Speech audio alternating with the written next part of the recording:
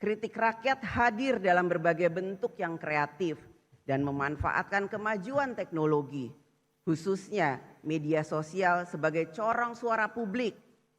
Ungkapan tersebut dapat berupa kalimat singkat seperti kabur saja dulu, sindiran tajam, Indonesia gelap, lelucon politik, negara Konoha, hingga simbol-simbol baru seperti bendera One Piece dan banyak lagi yang menyebar luas di ruang digital.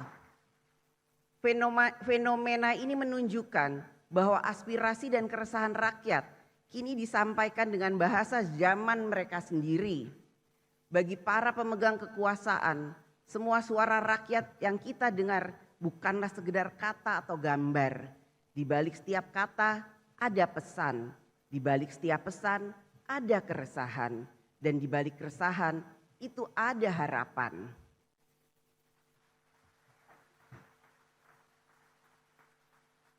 Karena itu, yang dituntut dari kita semua adalah kebijaksanaan.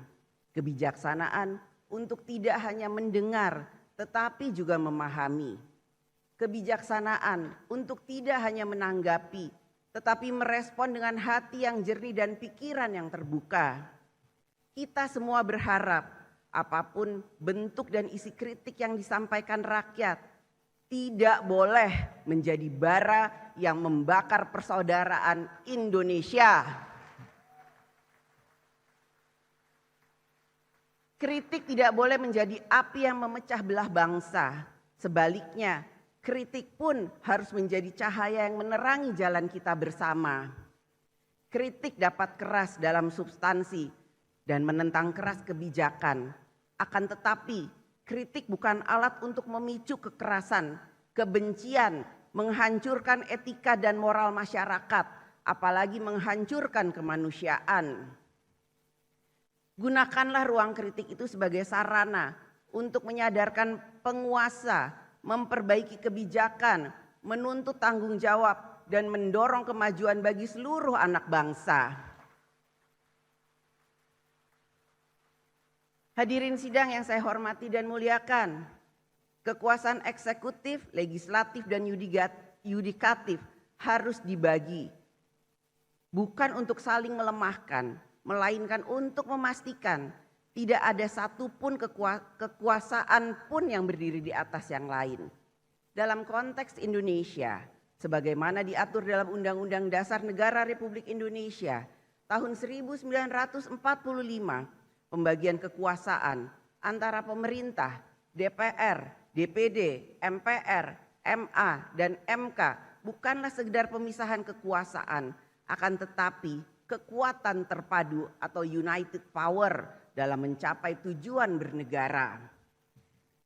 Kekuasaan eksekutif, legislatif, dan yudikatif bukanlah tiga kutub yang saling berseberangan, melainkan tiga pilar dari satu bangunan yang sama, yaitu bangunan kedaulatan rakyat.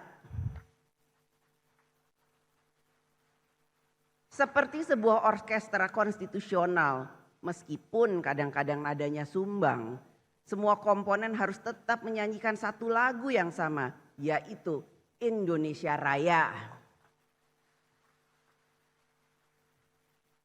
DPR RI bertindak sebagai penjaga nurani rakyat dan penjaga konstitusi, memastikan kekuasaan tetap setia pada rakyat, taat pada jalur konstitusi, dan demokrasi berjalan dengan hikmat kebijaksanaan. DPD RI menjadi penyambung aspirasi daerah di tingkat nasional, menghimpun, menyalurkan, dan mengartikulasikan aspirasi masyarakat daerah dalam kerangka Negara Kesatuan Republik Indonesia. Mahkamah Agung dan Mahkamah Konstitusi merupakan penjaga supremasi hukum sekaligus bagian dari sistem demokrasi yang beradab yang menjalankan kewenangannya secara konsisten tanpa melampaui batas wewenang yang telah diatur konstitusi. Oleh karena itu, DPR RI dalam menjalankan fungsi legislasi, pengawasan, dan anggaran bukanlah bertujuan untuk melemahkan pemerintah. Sebaliknya, fungsi-fungsi itu dijalankan untuk memastikan bahwa setiap kebijakan pemerintah berpihak pada rakyat, serta selaras dengan konstitusi. DPR RI dan pemerintah adalah mitra konstitusional dalam menjalankan amanat Undang-Undang Dasar Negara Republik Indonesia 1945 dan seluruh peraturan perundang-undangan yang menjadi pedoman kehidupan berbangsa dan bernegara. Hadirin sidang yang saya hormati dan muliakan, kekuasaan selalu bersinggungan dengan realitas politik, gejolak sosial, tekanan ekonomi, dinamika global, dan berbagai tantangan lain yang hidup di masyarakat. Karena itu, kekuasaan bukan sekedar urusan organisasi atau kewenangan. Kekuasaan adalah soal bagaimana kekuasaan dijalankan dengan nilai, dengan etika, dan dengan tanggung jawab nyata kepada rakyat. Kekuasaan adalah alat, bukan tujuan. Alat untuk menghapus kemiskinan, memajukan keterbelakangan, dan memberi kepastian hidup yang lebih layak bagi seluruh rakyat Indonesia. Dengan segala sumber daya yang dimiliki, mulai dari birokrasi, anggaran, sumber daya alam, hingga kewenangan, rakyat menaruh harapan besar bahwa negara akan selalu hadir secara nyata. Hadir bukan hanya di baliho, bukan hanya di pidato, tetapi hadir di sawah, di sekolah, di rumah sakit, dan di kampung-kampung yang menanti keadilan sosial.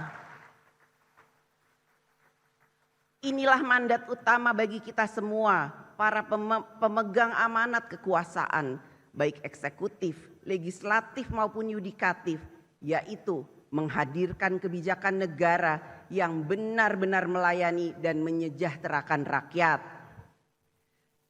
Bagi rakyat yang membutuhkan kehadiran negara dalam menyelesaikan persoalan hidupnya, menunggu satu hari saja terasa sangat lama.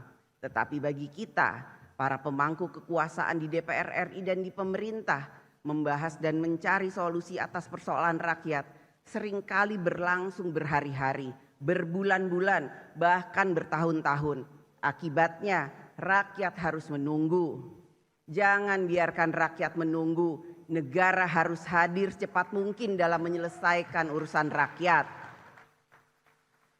Pada kesempatan yang baik ini, izinkan kami DPR RI menyampaikan apresiasi setinggi-tingginya atas inisiatif Presiden Prabowo Subianto yang dalam waktu singkat telah menyelesaikan atau merespon cepat sejumlah persoalan strategis dan menyentuh langsung kepentingan rakyat. Di antaranya, pencabutan izin tambang di kawasan Geopark Raja Ampat,